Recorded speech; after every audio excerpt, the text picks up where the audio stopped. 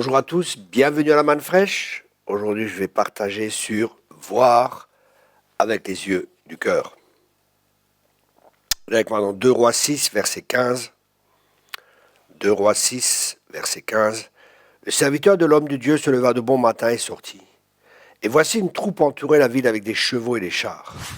Et le serviteur dit à l'homme de Dieu, « Ah, mon Seigneur, comment ferons-nous » Il répondit, « Ne crains point, car ceux qui sont avec nous sont en plus grand nombre que ceux qui sont avec eux. » Élisée pria et il dit, « Éternel, ouvre ses yeux pour qu'il voie. » Et l'Éternel ouvrit les yeux du serviteur qui vit la montagne pleine de chevaux et de chars de feu autour d'Élisée.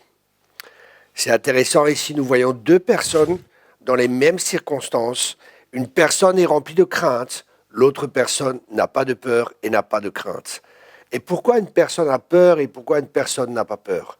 Tout simplement parce qu'une personne voit avec les yeux du cœur, elle voit l'invisible.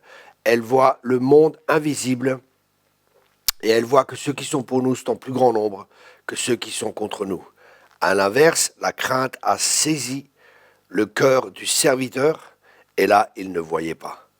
Ça, c'est ce qu'on peut constater dans ce texte. Mais un autre point aussi, c'est que celui qui voit peut prier pour celui qui ne voit pas et il peut voir. Et on voit que Élisée qui voyait a prié pour son serviteur et que son serviteur a vu. Vous voyez, la manière de voir, notre perspective va déterminer notre vie. Comme nous voyons est très important. Ma question est, qu'est-ce que tu vois ? Comment vois-tu ton avenir ? Comment vois-tu les choses qui vont venir ? Est-ce que tu vois positivement ou est-ce que tu vois négativement ? Est-ce que tu vois en étant inspiré par les promesses de Dieu ou est-ce que tu vois selon les circonstances ? Est-ce que c'est les circonstances qui déterminent ta vie ou est-ce que c'est la parole de Dieu ?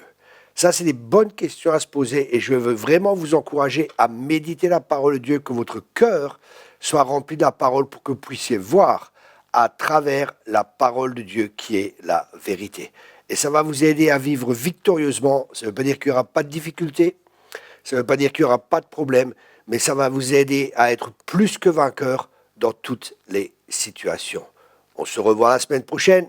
Soyez tous abondamment bénis. Au revoir.